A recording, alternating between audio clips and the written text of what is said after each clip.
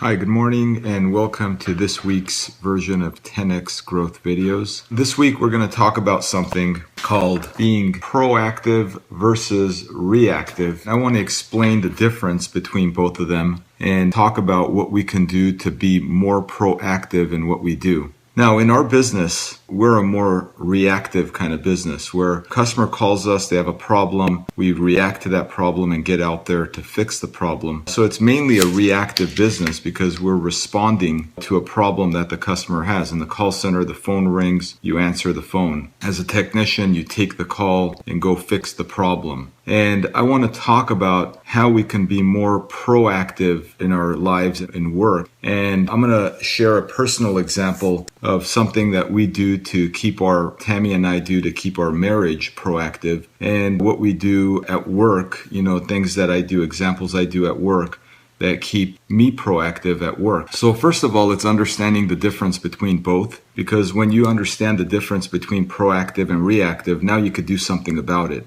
So I want to share some examples of being proactive. If you're a technician and you take a service call and you respond to that service call and you arrive, now the customer expects you to fix the problem. That's being reactive. That's going out to the problem, reacting to a problem that the customer has. Now, when you get there, it's your choice to be proactive or just be reactive and continue to just take care of that problem and leave. Now, I believe being proactive when you get to that call, number one, is figuring out a way to give the customer a memorable experience, having a magic moment with the client, fixing the problem at hand, and then also offering a free home inspection or doing something that you can prevent other problems from happening. See, being proactive means prevention, okay? To me, being proactive means that you're doing things to stop any kind of reactive situations to happen if you're a tech and you're working on the house. So being proactive can mean doing free inspections, offering long-term solutions. And here's a good example of what I have and I want to read. Reactive is keeping the flow of things. It's just keeping the day-to-day going and making sure that you just attend to the day-to-day. It could be fires that you have that day. We call them whirlwinds, okay? And I believe that we all have whirlwinds. It's the daily things that we have to do to keep the business flowing. And proactive means building bigger or better, situations, or bigger or better whirlwinds. And we look at our business right now and the day-to-day activities as a big whirlwind, something that's just flowing and turning. And my goal is to build a bigger whirlwind. It's just to make this whirlwind so big that we hit the 2,500 club.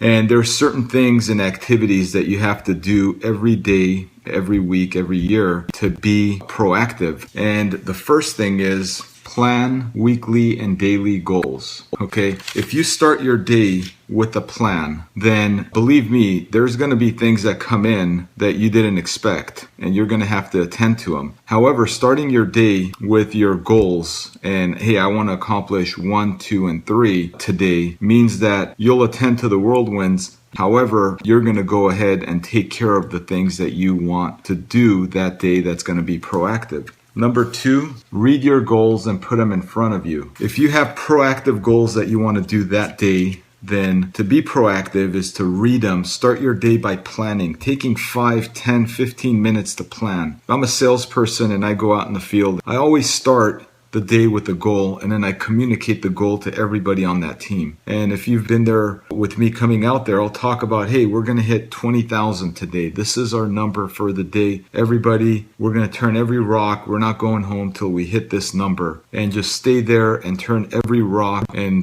do everything we can, build as much magic moments and memorable experiences to get there. And that's being proactive. It's starting your day with knowing what you want and then doing something about it and getting out there, not just sitting down and waiting for a call to come in, but getting out there and getting in front of people, as many people as possible, and doing the most you can. And that leads to number 3, work as long or as hard as you have to complete your goal. So if you put them in front of you and you go, these are my goals and this is my proactive task for today, then you're going to work as long and as hard as you can to make sure that that happens. And that's being proactive, is knowing that this is what I'm going to do to be able to accomplish that. And number 4, learn and train.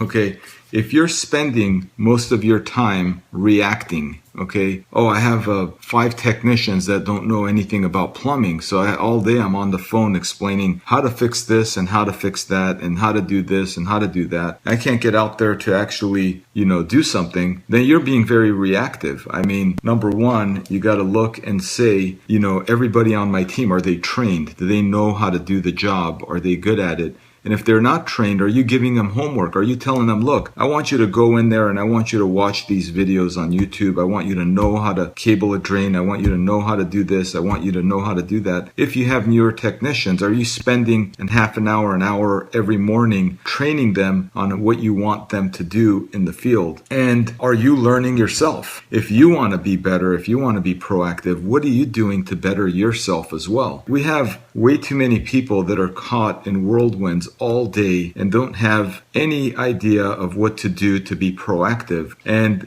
that's pretty much when you feel exhausted, that, you've been working and not really accomplishing much. And it's really not a good feeling, because being reactive almost all of the time means that you're not building something bigger or better. So we need to work on becoming proactive. And proactive means that you're training your people, you're doing the things that you have to make sure that you have a great week. And I want to give you just some examples of what I do. On Sundays, I go ahead and press all the shirts I'm going to wear during the week. I make sure all of my shirts are ready for the week. My shoes are polished and everything else, because when I wake up and go to work, I want to just put it on and go. I don't want to go to my closet and go, oh shoot, I got nothing to wear. What am I going to do? Every day, I start out by reading my goals. I read what I want to accomplish that day. And I take 5 or 10 minutes to put those in my calendar. That's being proactive. Do fires come in? Yes, every day I have fires that come in. I have this as a problem, that is a problem. And I got to attend to those fires and those whirlwinds. However, by the end of the day, I want to make sure that I've accomplished my goals. The next thing that I do personally is I plan 5-year, 1-year, quarterly, monthly, and daily goals, and weekly and daily goals. So every Sunday, I've already planned my week. I know exactly what I want to have accomplished that week. And then I start going out there and making sure that I accomplish everything I put on my goal list. That's being proactive. I learned that if you're not working on proactive goals, then all day you're working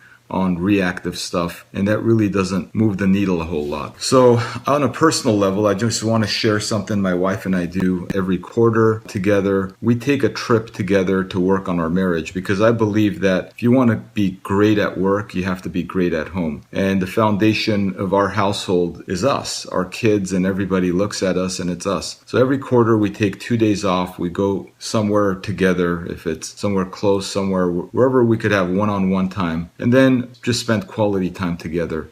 And I think that's being proactive when it comes to marriage, and doing that with your kids one-on-one, and doing that with all the relationships you have that's important to you. I want to challenge everybody to go out there and start being proactive. When you're on a service call, be proactive. When you're answering those phones, be proactive. When you're starting the week, the month, the year, or whatever it is, be proactive. Do something that's going to make you better. And also make sure that you're planning and training your teams, if you're a supervisor, so they're being more proactive as well. So that's this week's talk of 10x growth. Have a great day, everybody, and thank you for everything you do. Bye-bye.